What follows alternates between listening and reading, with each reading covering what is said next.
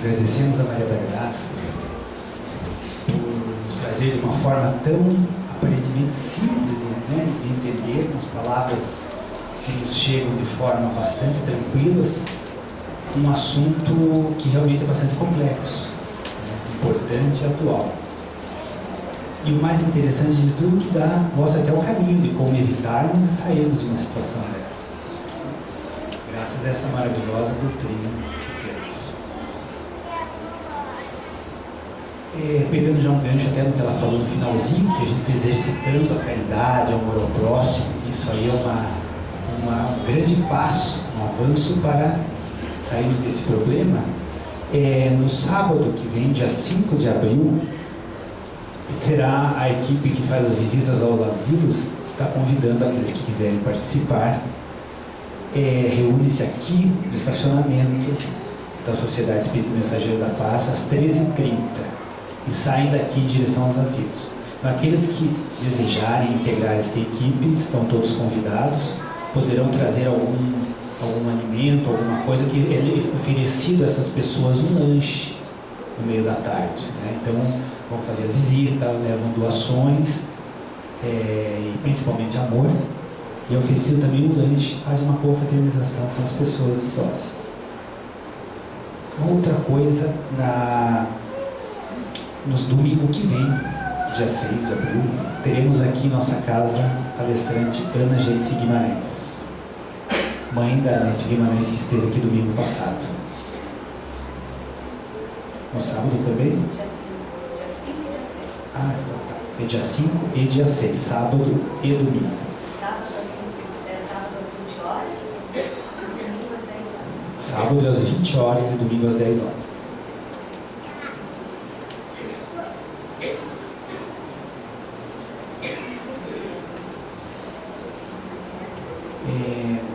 Nós gostaríamos também de informar a todos que, baseado em tudo que a gente ouve, as palestras, sempre estamos incentivando cada vez mais a busca do conhecimento para que possamos promover a nossa forma íntima.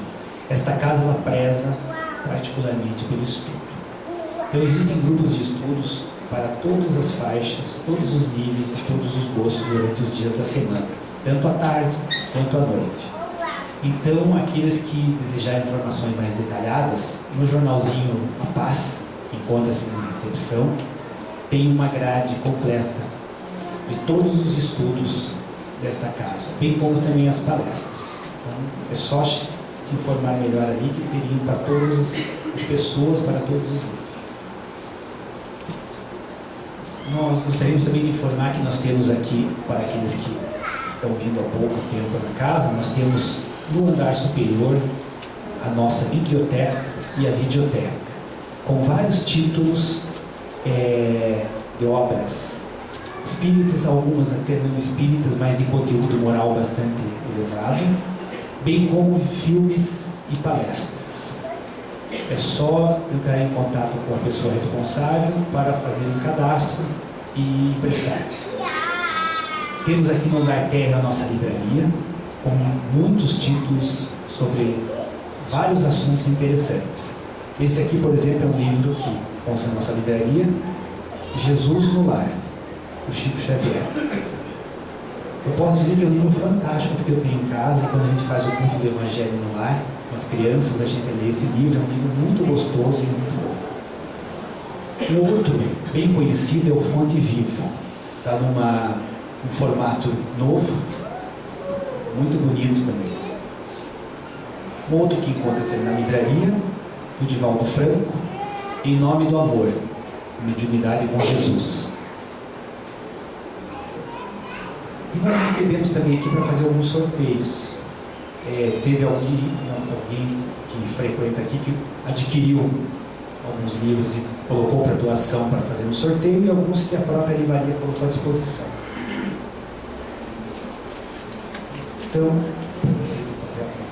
Então tivemos aqui hoje 179 pessoas. Então nós vamos sortear primeiramente a folha espírita. Vou pedir a Maria da Graça.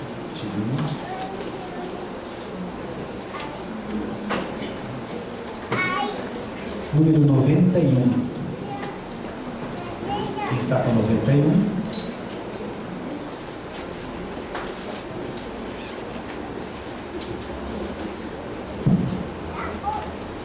Vamos sortear agora 7 razões para você conhecer o Espiritismo.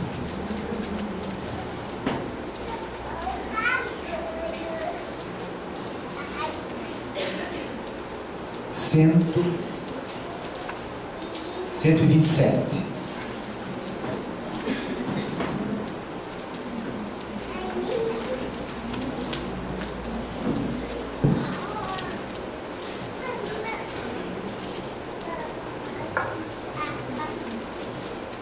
O jornal O Clarim.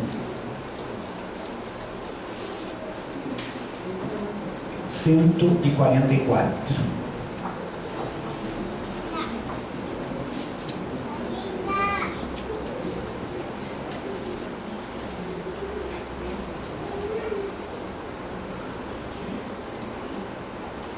Iniciação Espírita. Esses livros todos tem na livraria também.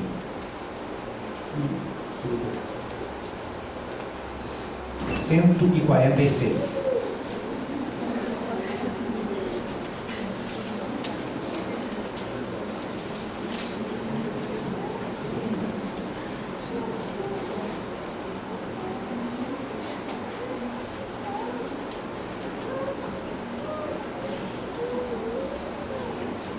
Revista Internacional do Espiritismo.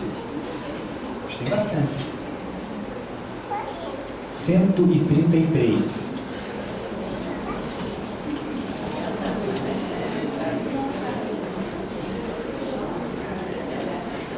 E vamos fechar aqui com um porta-CDs, para aqueles que gostam de ouvir, é muito bom no carro. Também tem nossa livraria. O último, 179.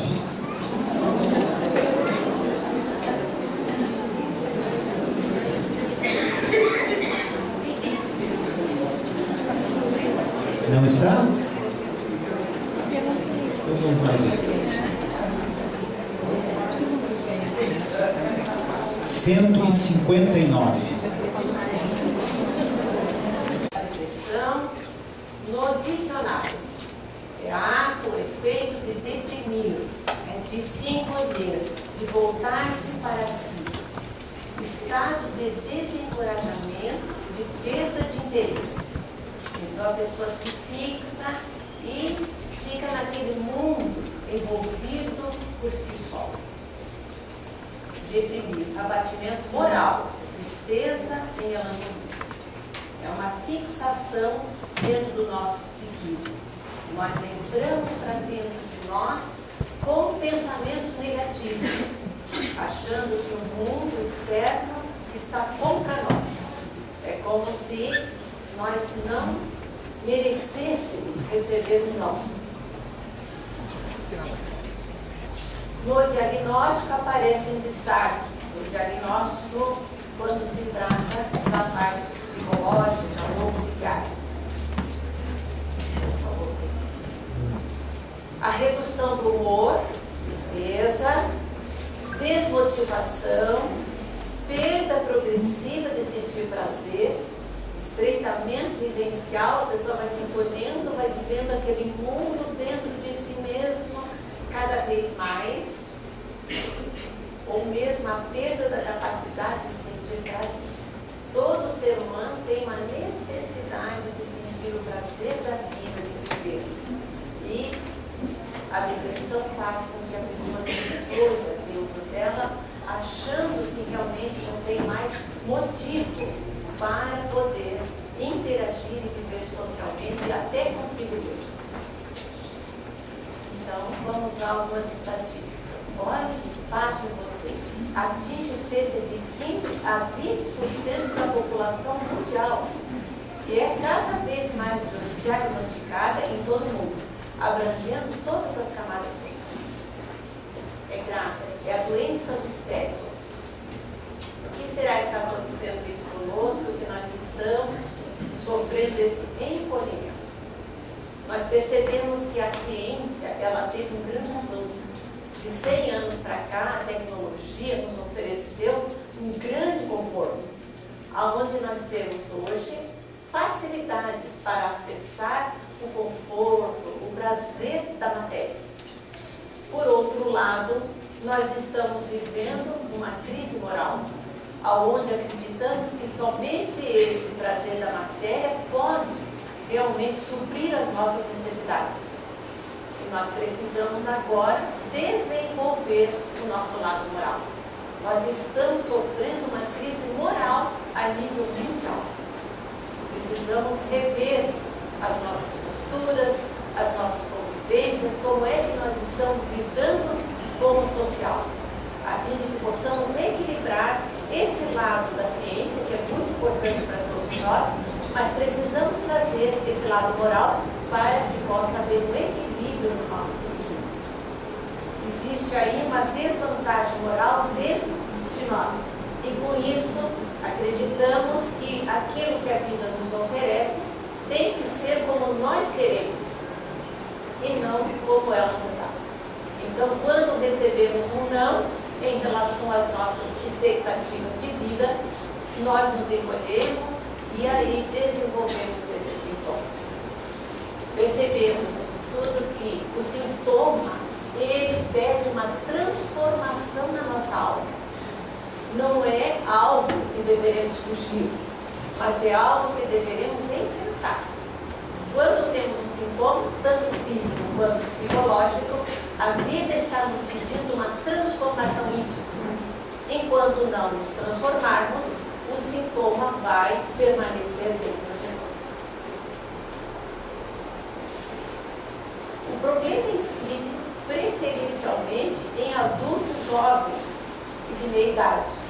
Maior prevalência no sexo feminino, 2 por 1. Então, entre as estatísticas, 2 mulheres deprimem mais e, no caso, um homem, se formos fazer a estatística. Cerca de 15% de seus portadores cometem suicídio. Olha como é grave. Os pacientes do sexo masculino suicidam-se mais em proporção de 4 por 1. Olha como é grave. Então, no homem, quando ele deprime menos, mas quando deprime, a tendência é suicidar-se mais. Então, nós temos que estar atento com a depressão, a fim de que a gente consiga entrar nesse mundo dentro de nós e procurar rapidamente sair dela.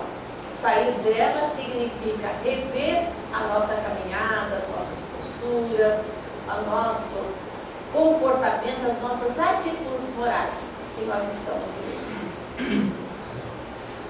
A doença depressiva é responsável por pelo menos metade dos casos de suicídio, 40% a 60% registrados.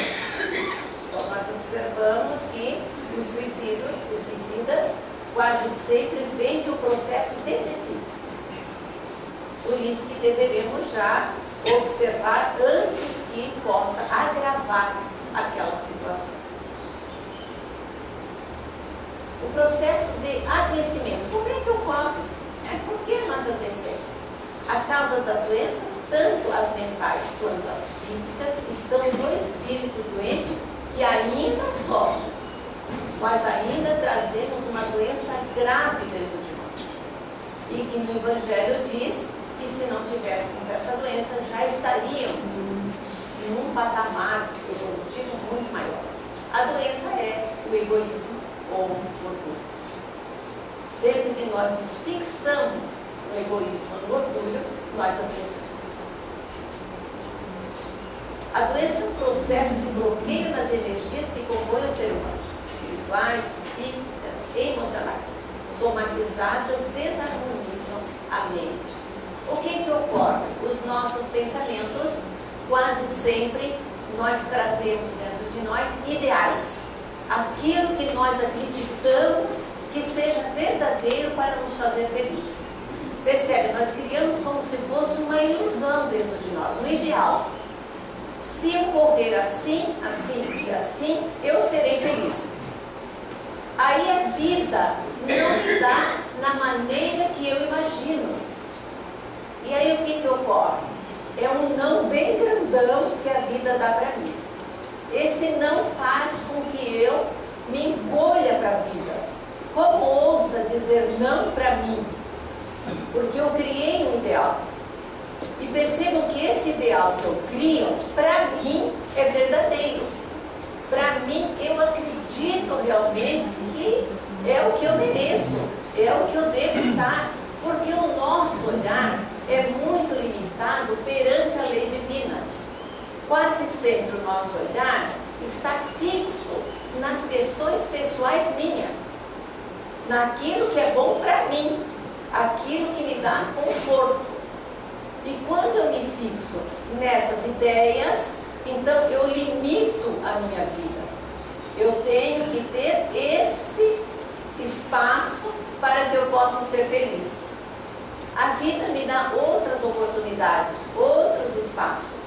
E com isso, então, eu me encolho e volto para dentro de mim. E aí vem uma revolta interna. Essa revolta faz com que eu comece a ter pensamentos negativos. E os pensamentos negativos também criam uma proporção maior. Como eu não tive isso, então eu não vou ter mais isso. A vida está me negando tudo. Eu sou uma pessoa infeliz. A vida está me tirando aquilo que é mais importante para mim. Então percebo que eu entro num movimento em que não é verdadeiro. Eu saio da realidade e fico num movimento mental em que eu acredito que a vida não me dá o tamanho que eu desejo. Percebo que é tudo mental. A realidade mesmo, a vida negou um ou outra coisa. Mas eu saio da realidade e entro nesse mundo sombrio em que eu me fixo e aí eu devido. A doença se manifesta principalmente nas emoções. O egoísmo. Então é a raiva, a mágoa, a revolta. E aí vem uma série de pensamentos negativos que eu fico cada vez mais alimentando e com isso então ela vai criando para mim um mundo à parte, como se fosse me isolando do mundo.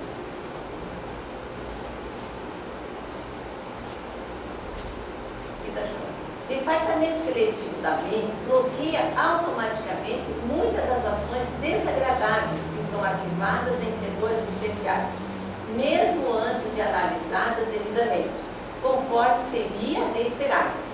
Em face dessa conduta escamoteadora, surgem os mecanismos de transferência de responsabilidade, ausência de discernimento, de fugas variadas na área psicológica.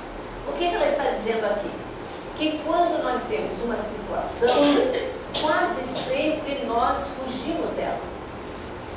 Nós escapotemos, saímos dela, não queremos ter um enfrentamento para resolver. E aí nós arquivamos no nosso psiquismo ou no nosso perispírito, porque o nosso perispírito é esse grande arquivo, onde nós colocamos ali todas as informações da nossa vida. Esses arquivos mal organizados no nosso perispírito, ele tende a voltar para que possa ser organizado pela consciência. Então, todas as questões que envolvem emoções, se nós não pegarmos e trabalharmos com ela, ela tende a voltar novamente para que a gente possa trabalhar. Estranho, né? Mas é a função do nosso psiquismo. Vou dar um exemplo. Se nós temos uma situação, vamos supor que eu chego aqui no centro, uma colega muito querida, não me cumprimenta, vira, vai embora. Eu, que tenho dentro de mim já o orgulho, né, já tendo a desenvolver mágoa, eu olho para a colega e já imagino, devo ter feito alguma coisa para ela. Ela está brava comigo. Ah, é? Mas como ela ousa me tratar desse jeito? Olha o meu pensamento. Vai criando monstros dentro de mim. Mas eu não resolvo. Eu fico aqui guardando toda essa situação. É como se eu pegasse, às vezes, em conflito e jogasse dentro de um quarto na minha casa. Mas isso é um lixo. E eu precisaria resolver com essa pessoa, mas eu não tenho enfrentamento, ou às vezes não tenho habilidade do enfrentamento. E eu vou embora. Quando eu encontro na rua, eu digo, ela está de mal comigo. Eu já viro a esquina. Mais um conflito. Aí eu volto aqui no centro, quem já não cumprimenta ela sou eu. Não é ela que não me cumprimenta. Porque eu acredito que ela está zangada comigo, que ela me desprezou 2 vezes, e ela vai me desprezar pela 3ª vez. E aí eu vou criando um monstro dentro de mim. Enquanto que, na verdade, talvez ela nem me viu. Talvez ela estava tão fixada no trabalho dela, que ela nem estava aí comigo. Mas eu já criei aquele monstro. E aí nós vamos criando pequenos monstros que vão se acumulando. E nós vamos colocando tudo num quarto na nossa casa. Só que é um lixo isso. É como se fosse um lixo psíquico. Imagina um lixo orgânico. Que nós jogássemos tudo isso num quarto. Batata, resto de comida, tudo isso no quarto. O que acontece na hora que esse quarto fica bem lotado? Não dá para ficar aqui dentro daquela casa, né? Volta tudo aquilo. E quando volta, o nosso psiquismo não dá conta de limpar. E aí nós acreditamos, então, que a vida está contra nós. E nós vamos nos afastando, cada vez mais nos escondendo. A nossa casa tem um lixo, a gente vai se escondendo, vai se fechando, até que fica no banheiro fechado, e assim mesmo aquele cheiro ruim vem. Assim é a depressão. Ela vai nos empurrando daquelas questões mal resolvidas, que eu não tive o enfrentamento para poder resolver no dia a dia. Qual seria a postura ideal quando alguém não nos cumprimenta? É nós termos um confronto. Pergunta, oi, você não me viu? Vem cá, vamos dar um abraço, conversa comigo. Vamos supor que a pessoa estivesse realmente zangada comigo. Eu poderia perguntar, eu estou percebendo que você está um pouco distante de mim, é verdade isso? E a pessoa pode dizer, é verdade, eu emprestei um livro para você, até hoje você não me devolveu. Então eu vou devolver o meu livro, né? Puxa, realmente eu falei que você resolveu a questão. Resolveu. Ali eu consegui interagir e resolver aquelas questões que estavam fixadas na minha mente. O ser humano, ele é um ser que está o tempo todo lidando com as emoções. O tempo todo. Nós sentimos raiva, tristeza, alegria, medo. Esses são, o tempo todo nós estamos sentindo isso.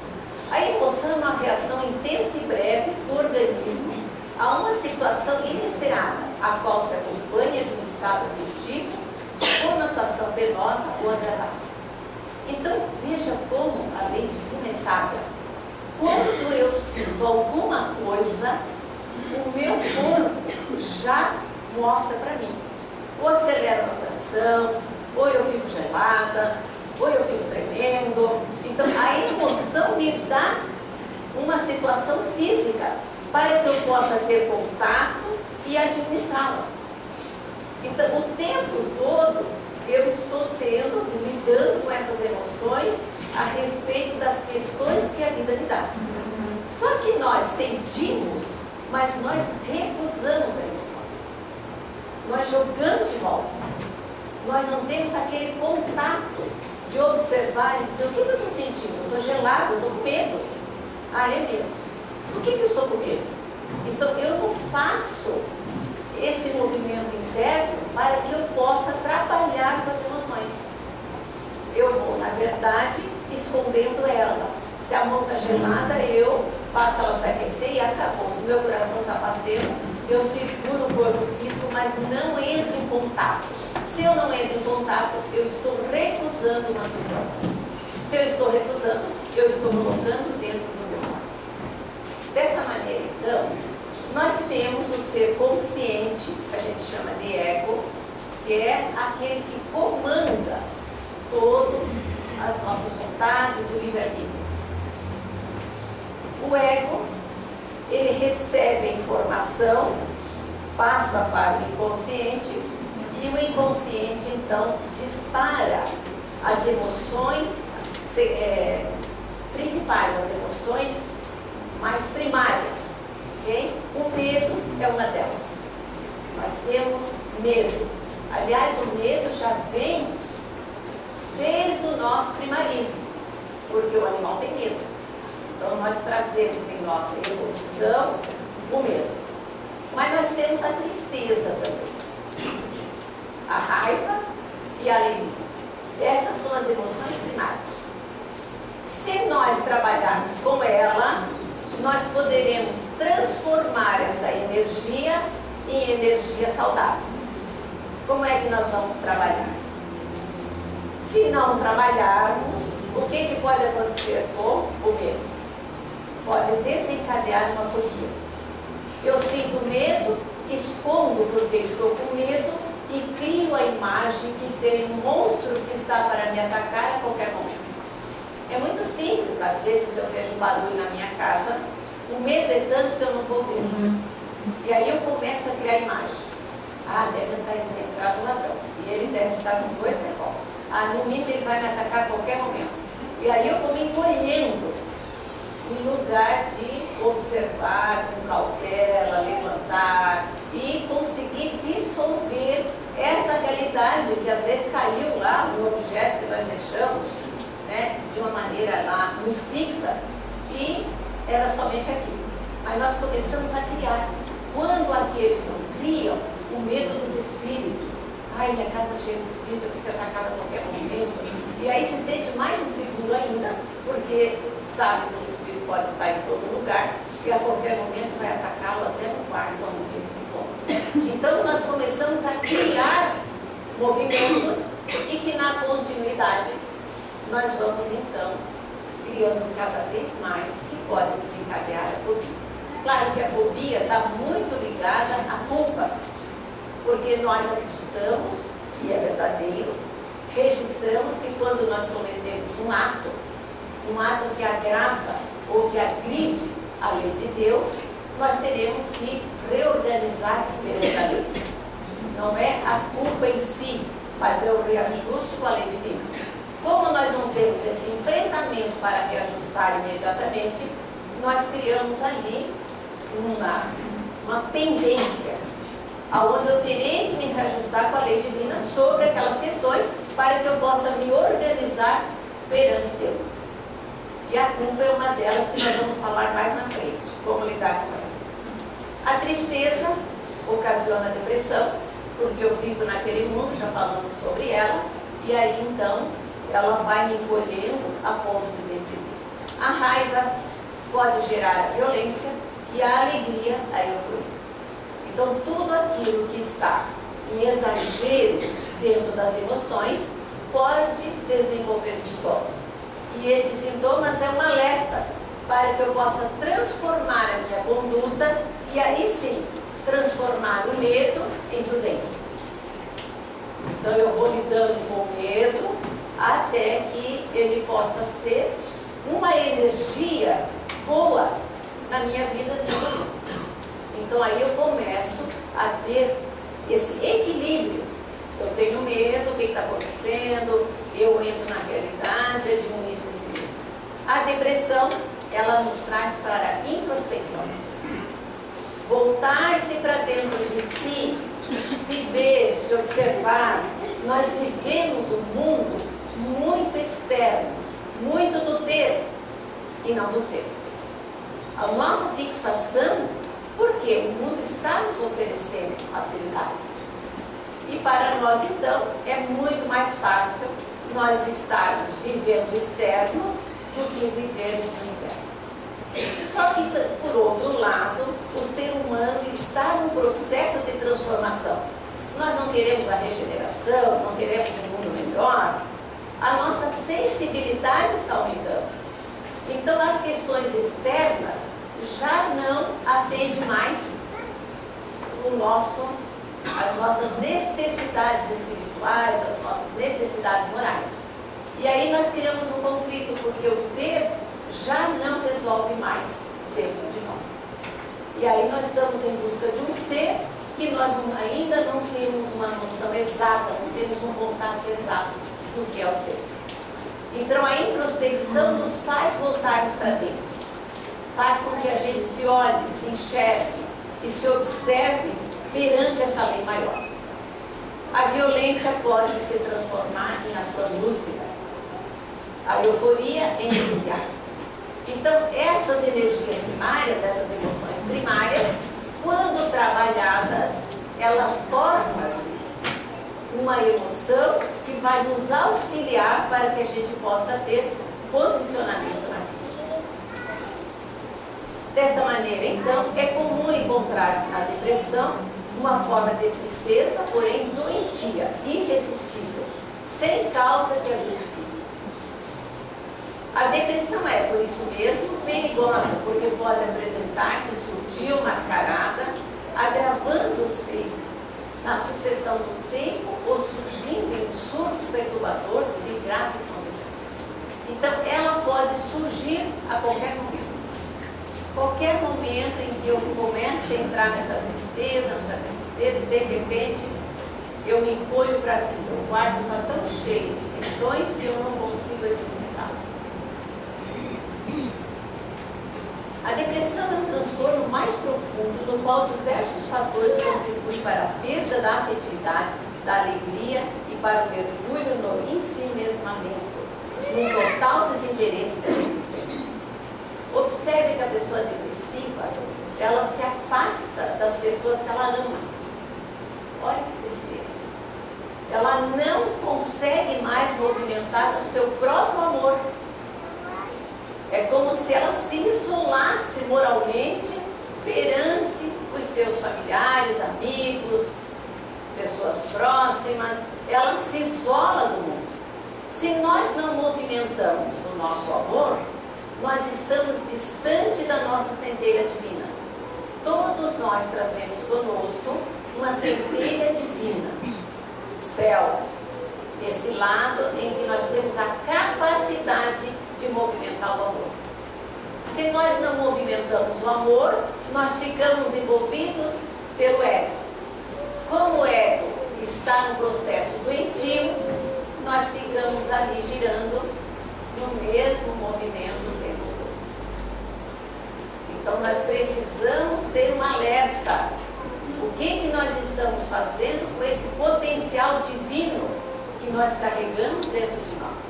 O que eu estou fazendo com toda essa energia que nós temos a capacidade de girar dentro de nós? Então, todos nós, sem exceção, somos estrelas.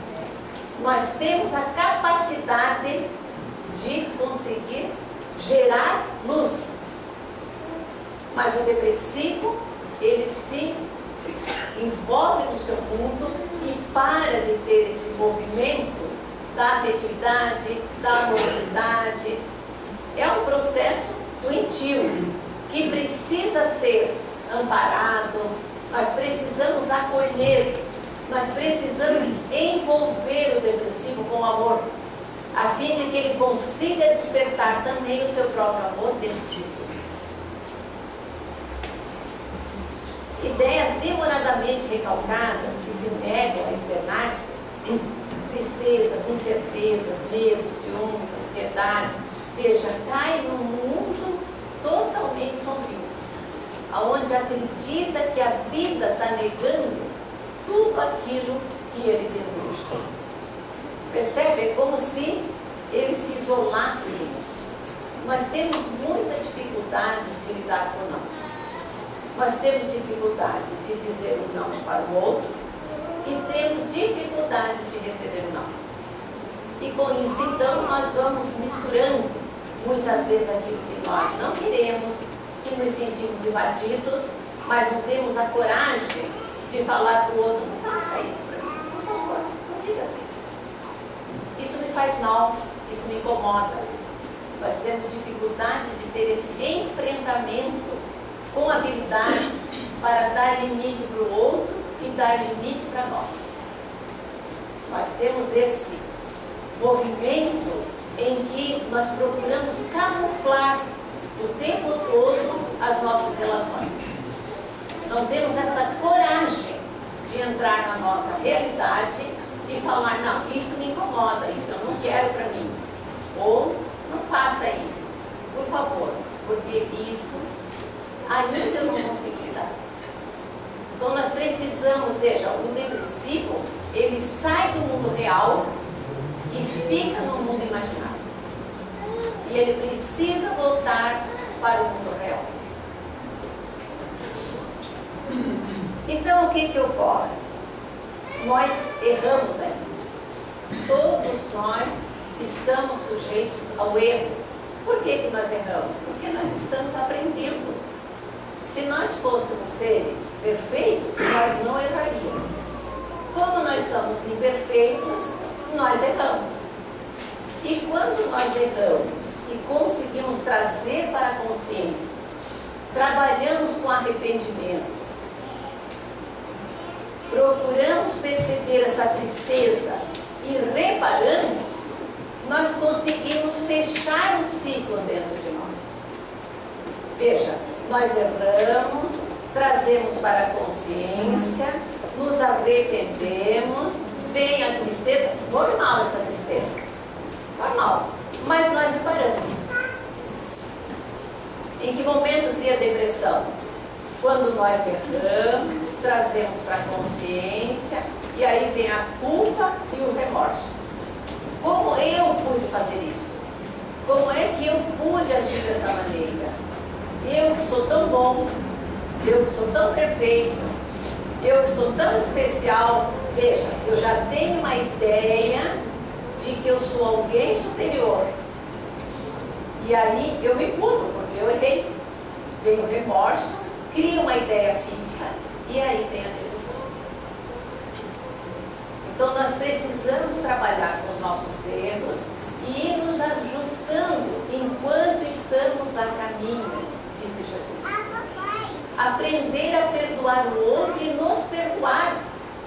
Nós precisamos aprender a lidar com o perdão, porque o perdão faz com que eu vá dissolvendo as mágoas, a tristeza, a melancolia, o rancor, porque eu vou trabalhando com esse movimento que me leva ao discernimento, à compreensão e me olhar do tamanho que eu sou. Nós erramos, faz parte da nossa vida, mas os nossos erros devem ser reparados, nós devemos aprender com ele e não repetirmos. O que acontece com a consciência culpada? A depressão é sempre uma forma patológica do estado nostálgico. A depressão instala-se pouco a pouco, a pessoa vai se cobrando, tem culpa, ou então ela está magoada porque alguém fez alguma coisa para ela. Então ela vai alimentando aquilo, ela vai indo bem devagar. Ela é acompanhada quase sempre da perda da fé em si mesmo, nas demais pessoas, em Deus. O ser humano, ele perde a fé. É como se dissesse para ele, olha, o mundo não é nada disso que você imagina. O mundo é cruel. E ele vai te deixar nessa crueldade o tempo todo. Enquanto que não é verdade. Somos nós que criamos no nosso psiquismo esse mundo cruel, aonde eu me condeno o tempo todo. Essa condenação é que me leva à tristeza. Nós precisamos dar essa volta por cima, a fim de que nós conseguimos alcançar esse lado divino que trazemos dentro de nós.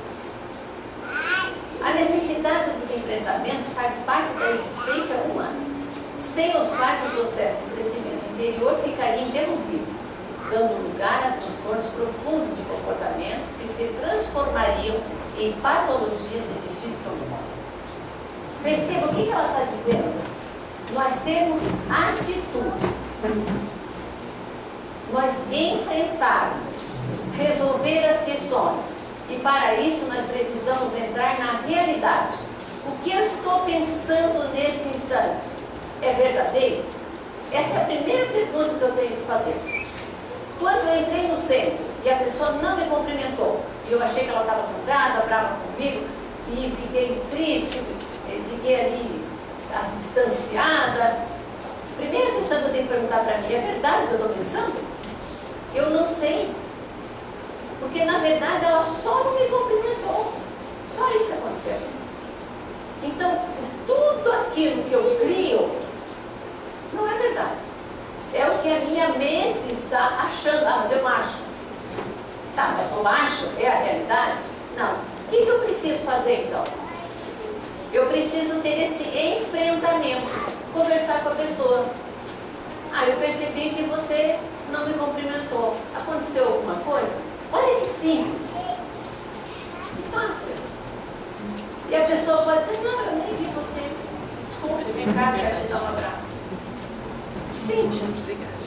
Mas para nós que somos e que temos dentro de nós aquela culpa, às vezes de vidas passadas ou desta vida, se alguém não olha para nós já deduzimos que ela não gosta de nós. Por quê?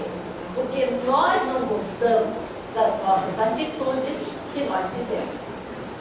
Então eu estou ali me condenando, eu estou me punindo, e o fato do outro não conversar comigo é uma punição que eu faço comigo.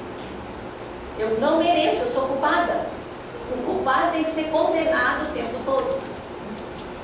Quem de nós não traz culpa dessa vida ou de outras vidas? Todos nós trazemos. Porque o melhor de nós é agora. Nós viemos aí acreditando a lei por longo tempo. Então nós precisamos tomar consciência que nós não somos perfeitos. Nós estamos num processo de transformação o tempo todo até chegarmos ao equilíbrio com a lei divina. Ainda desviamos da lei em algumas atitudes nossas. O que nós precisamos é detectar esse momento em que eu estou me desviando da lei. Olha quanto importante. E quem me dá esse parâmetro? A emoção.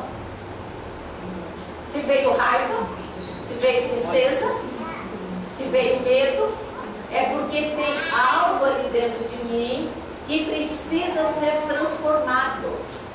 Eu preciso entrar na minha realidade. Por isso que Jesus diz, conheça a verdade, ela vos libertará.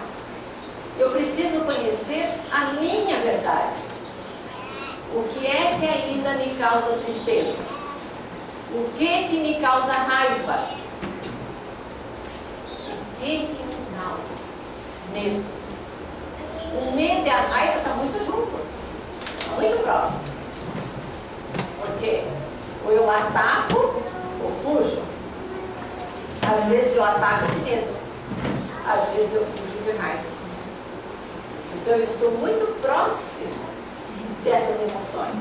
E ela nos dá o indicativo, porque ela mexe com o nosso corpo físico. Então eu preciso desse contato. O problema está onde? No outro? Não, o outro também pode estar desorganizado, claro que pode. Ele também pode estar comprometido com a lei. Também pode, ou naturalmente vai estar, porque ele está vivendo na mesma escola que eu. Mas se eu estou disparando a raiva e a mágoa, o problema é meu ou é do outro? Quase sempre eu digo que é do outro. Também ele pisou no meu pé, também ele me agrediu, também ele não fez como eu queria. Então, enquanto o problema na minha mente está no outro, eu não trabalho comigo. Porque eu não consigo mudar o outro. E a minha tendência, então, é ficar revoltada o tempo todo com as atitudes do outro. Enquanto que eu puxei esse outro para que eu pudesse transformar algumas energias que estão desequilibradas dentro de mim. Eu sintonizei com esse outro. Eu atraí esse outro para mim. Porque ele faz um espelho daquilo que eu tenho que modificar. O outro está errado ou está certo? Não sei. Mas nesse momento eu estou com muita raiva e eu preciso lidar com a minha raiva. Percebo então, enquanto o problema está no outro, o problema não é meu. Agora, quando ele está comigo, agora é meu. Eu preciso definir muito bem. Quando está com o outro, eu posso dar afetividade, carinho, ele está desorganizado. Vamos auxiliá-lo a desenvolver a amorosidade, a afetividade. Mas se está comigo, eu preciso ter essa introspecção e perceber aonde é que eu tenho que modificar para que eu consiga buscar o equilíbrio novamente. É imprescindível, portanto, que o paciente entre em contato com o seu conflito e o libere desse mal. A depressão é um sintoma que nos diz que não estamos nos amando como deveríamos. Percebam? Nós não estamos movimentando esse amor do céu, essa energia divina dentro de nós. O caminho para sairmos dela é preencher esse vazio com a recuperação da autoestima e do amor em todos os sentidos. Porque todos nós temos valores, todos nós, valores conquistados em nossas existências. Nós precisamos ter contato com esses valores, a fim de que a gente consiga cada vez mais desenvolver e utilizar no dia a dia, junto àqueles que convivem conosco.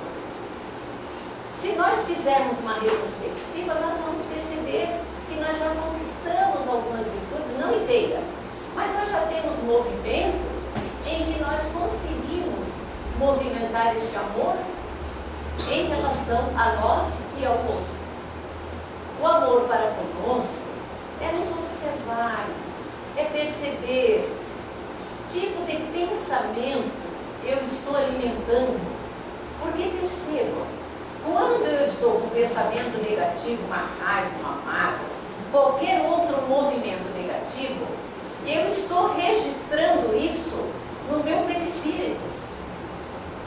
Os espíritos dizem que a gente registra o pensamento como uma esponja. O nosso grande HD, ele vai registrando o nosso pensamento. Imagine eu com pensamento negativo, com raiva, com ódio, com mágoa, o tempo todo. Eu vou registrando uma sombra no meu perispírito. Quem já estudou o perispírito sabe que ele irradia uma energia para alimentar o corpo físico. Ele tem os centros de força. Ele está o tempo todo energizando o nosso corpo físico para que a gente consiga manter esse movimento que nós recebemos. O alimento nos auxilia, mas o maior movimento que dá para a nossa saúde é essa energia do perispírito. Se o perispírito está bloqueado em algum setor, o que vai ocorrer? Essa energia não passa para o nosso corpo físico. Se nós estamos fixados mentalmente em alguma coisa desorganizada, nós vamos criando uma sombra dentro do perispírito. Nós vamos bloqueando os centros de força. De tal maneira que nós ficamos perturbados, ficamos doentes, desajustados, temos tontura, temos desorganizações. Observa que enquanto mais tempo eu me fixo no negativo, mais tempo eu estou carregando o meu perispírito de energia negativa. É um processo de eu para comigo. Eu vou absorvendo e vou cada vez mais me comprometendo. Cada vez mais trazendo aquela energia negativa que eu vou registrando e o corpo físico, claro, que vai ressentir. Qualquer tipo de perda produz impacto afetivo, perturbador, como é natural. É natural nós ficarmos desorganizados por um tempo, triste, quando perdemos alguma coisa. Muitas vezes perdemos um afeto, outras vezes até perdemos questões materiais. Tudo depende dos nossos valores e do nosso entendimento dos verdadeiros valores da vida. Quando nós temos um conhecimento mais ampliado, nós trabalhamos mais facilmente com as perdas. Claro que nós precisamos elaborá-la, é importante sentir tristeza, é importante chorar, é importante nós lidarmos com essa situação que nós estamos vivendo. Nos fixar nela e nos acharmos um coitadinho, já começa a entrar para a doença. Então, podemos ficar um bom tempo. Porque às vezes a gente, não, nós espíritos que conhecemos o mundo espiritual, não devemos chorar, não devemos sentir tristeza. Devemos sim, a tristeza ela vem lá do inconsciente. Não adianta negar. E às vezes eu sinto tristeza 2 dias, às vezes 10, às vezes 100 dias. É da minha natureza. Cada um sente a sua tristeza, mas ela precisa trabalhar. É natural sentir? É natural. Chorar é muito bom, gente. Chore à vontade, porque o chorar é uma maneira de esvaziar essa energia que está acumulando dentro de nós. Ter contato com ela, trabalhar com ela, é importante para que a gente possa realmente ir dissolvendo, saindo do nosso psiquismo que nós estamos gravando. Quando sitiado pela ideia depressiva, alarga o campo de raciocínio e combate o pensamento pessimista. Nós precisamos trazer para a razão. A razão permite que a gente trabalhe com a emoção. Então eu preciso trazer, a razão nos traz para quê? Para a realidade. O que eu estou sentindo? Tristeza. E o que está desencadeando essa tristeza? Faleceu um familiar próximo de mim. É natural que eu fique triste, eu sinto a falta da pessoa. E por essa razão, eu estou aqui com essa tristeza. Eu estou elaborando. Agora, quando eu começo já a colocar fantasias em cima daquela situação, e agora? Como é que eu vou viver sem ela? Meu Deus do céu, eu estou abandonado. Veja, já estou criando fantasia. Já estou saindo da realidade e estou entrando em hipótese, porque quase sempre o depressivo acredita que a vida vai piorar mais e mais e mais. Ele está naquela situação, mas aquilo ainda é fogo para ele. Ele precisa mais sofrimento para apaziguar sua vida. Saúde mental. A saúde mental, tanto quanto a física, é resultado da harmonia que deve viger entre o self e o ego, estabelecendo-se uma real identificação de finalidade existencial e cumprimento dos deveres de iluminação e paz interior. Enquanto uma paz, da Joana Pedro, perceba, nós precisamos ter contato com essa centelha divina que nós trazemos dentro de nós. Todos nós precisamos acessar esse lado divino. Na oração nós acessamos. Quando estamos fazendo um movimento de caridade, nós estamos acessando o self. Quando estamos movimentando virtudes, a paciência, a tolerância, o afeto, a solidariedade, a amorosidade, o carinho, nós estamos acessando a centelha divina, o self. Quando o self é acessado, coitadinho do ego, ele fica lá no cantinho, esperando a vez dele. Mas se o self está mais na frente o tempo todo, o ego vai ter que se dobrar e vai dizer, tá bom, esse é o meu tamanho mesmo, nós somos assim mesmo. Porque o orgulho e o egoísmo, ele me isola. O orgulho me coloca numa posição que eu não sou. Eu quero ter coisas que não mereço. Então ele me coloca sempre lá em cima. Eu sou o máximo, eu sou diferente, eu sou poderoso, eu sou melhor que todo mundo. O orgulho me coloca nessa posição. O egoísta, ele acha que tem que ser tudo para ele. Aí tudo meu. Se eu garantir que eu tenha tudo, ali eu estarei realmente protegido. E aí a gente vê com essas atitudes pessoas que às vezes juntam, milhões de dinheiro, porque eu preciso garantir ter. Uma vez eu vi uma reportagem bem interessante de um senhor, ele era bastante rico e idoso. E ele resolveu estudar a reencarnação porque ele queria já programar para usar o dinheiro dele na próxima. Ele sabia, né? Então ele queria ver como é que ele poderia fazer esse esquema,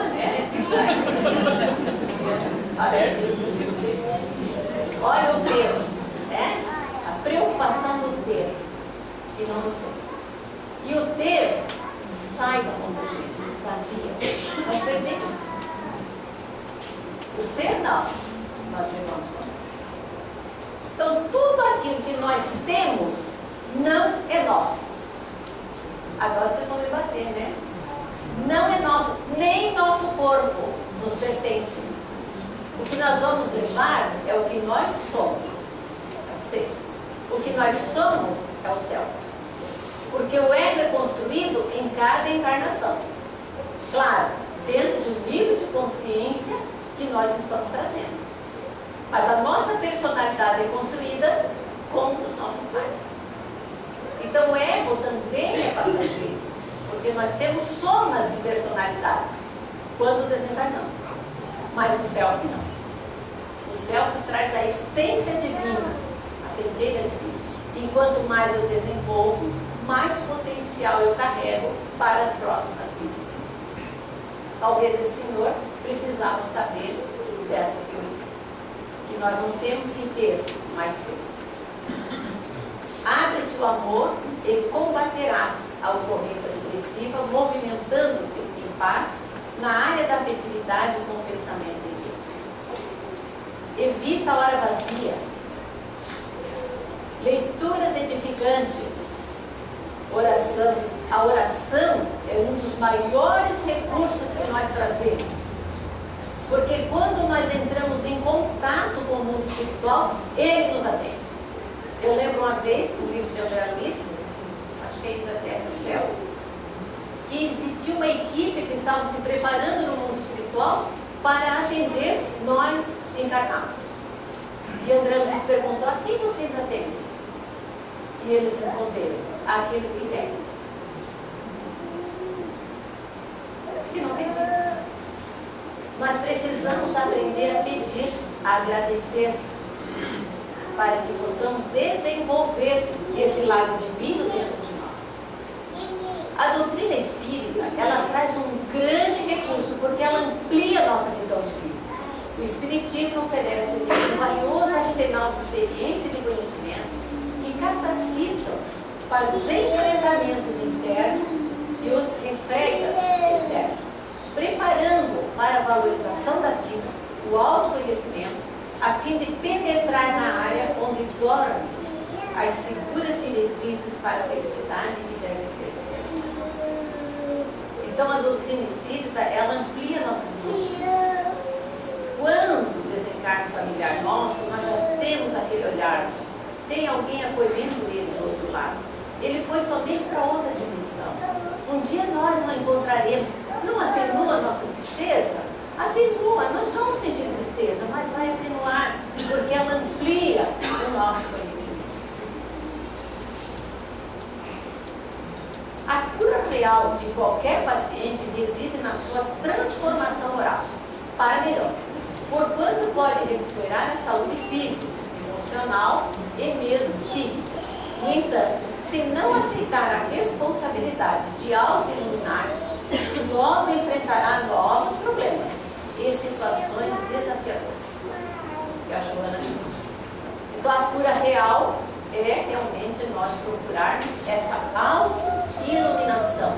Como é que nós nos iluminamos? Exercitando virtudes.